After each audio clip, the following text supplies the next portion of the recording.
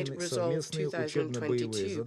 During these drills, there will be joint drills carried out for specific purposes. We note that these options for actions for this regional group of troops something that have been regularly developed during joint exercises.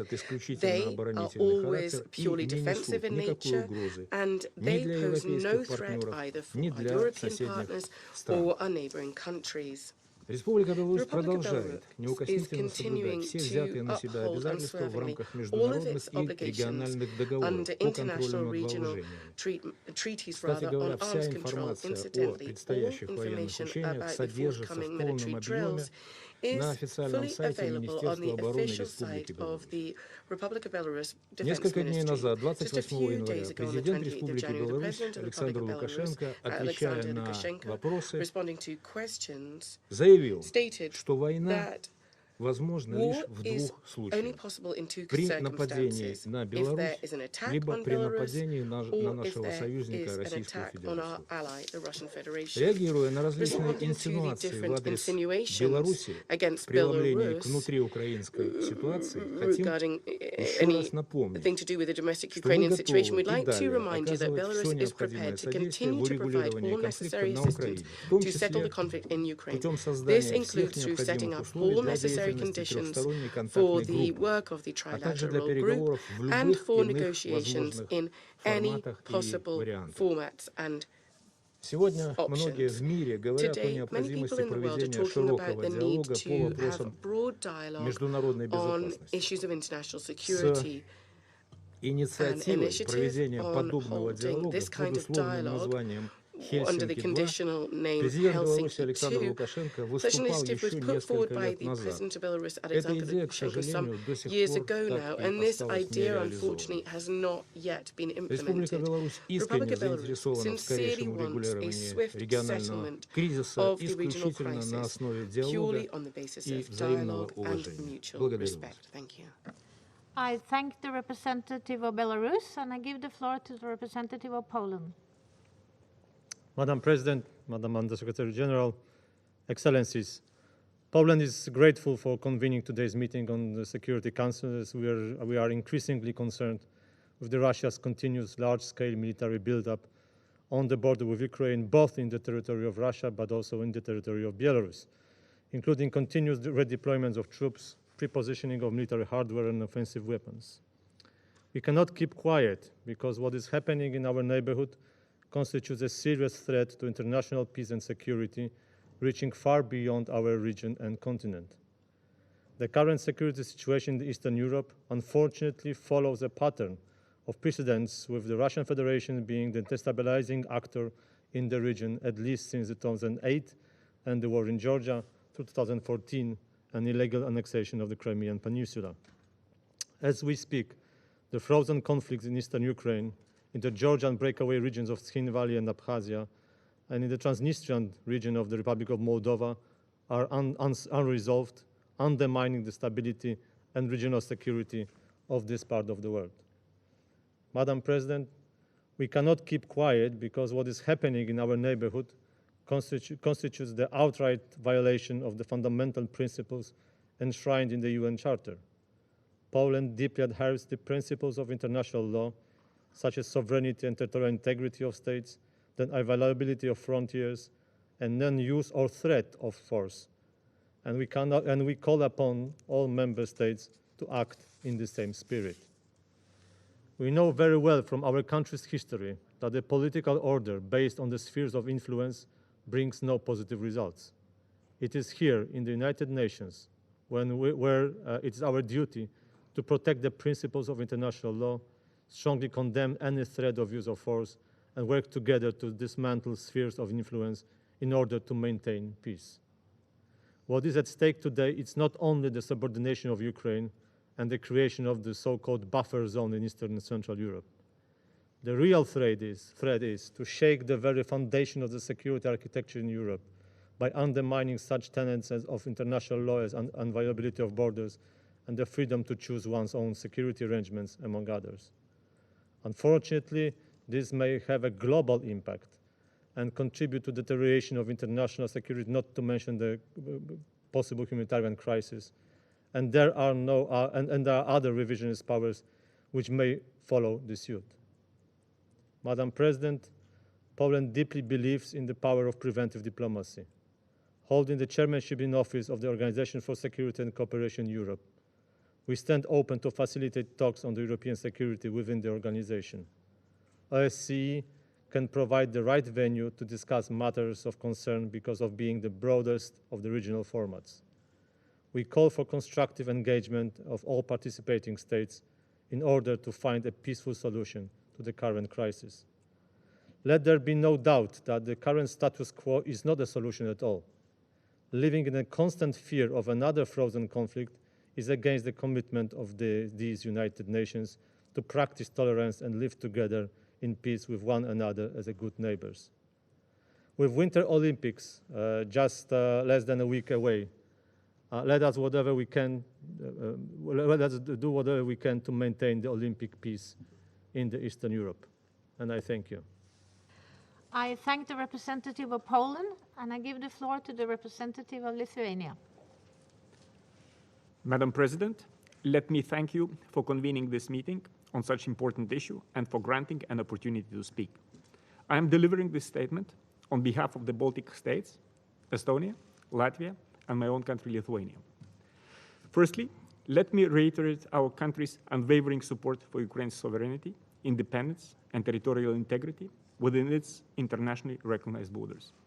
We strongly condemn the clear violation of Ukraine's sovereignty and territorial integrity by acts of aggression by the Russian armed forces since February 2014. We do not recognize and continue to condemn the illegal annexation of Ukraine's Autonomous Republic of Crimea and the city of Sevastopol by Russia. We remain concerned over the increasing militarization of the peninsula, the severe deterioration of the human rights situation there.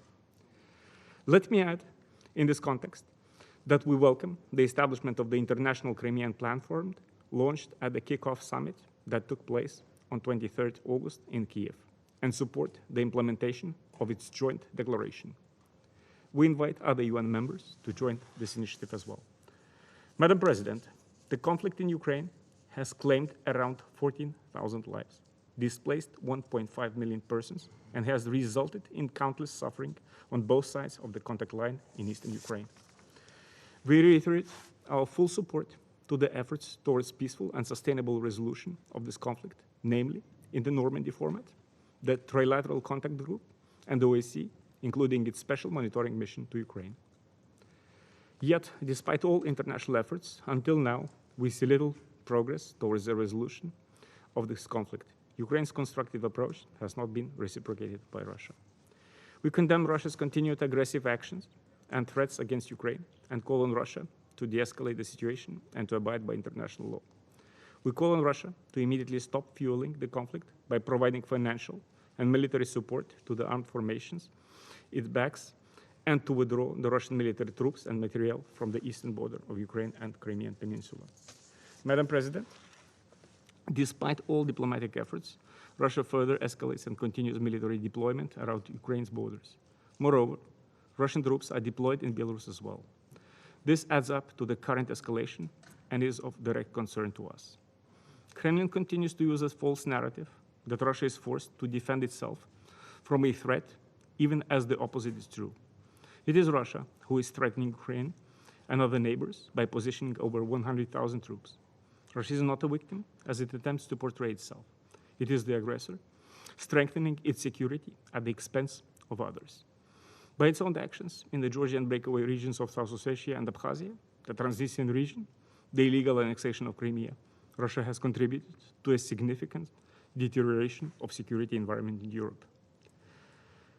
We reaffirm full commitment to the core principles of international security enshrined in the UN Charter, founding documents of the OSCE, including the Helsinki Final Act and the Charter of Paris, and others. This includes, notably, the sovereign equality and territorial integrity of states, the inviolability of frontiers, refraining from the use of force. Their violation by Russia is an obstacle to a common and indivisible security space in Europe and threatens peace and stability on our continent. Times of limited sovereignty in Europe are long gone. Notions of spheres of influence have no place in the 21st century. States have freedom to choose or change their own security arrangements. No third country has a veto right over the sovereign choices of independent and democratic states.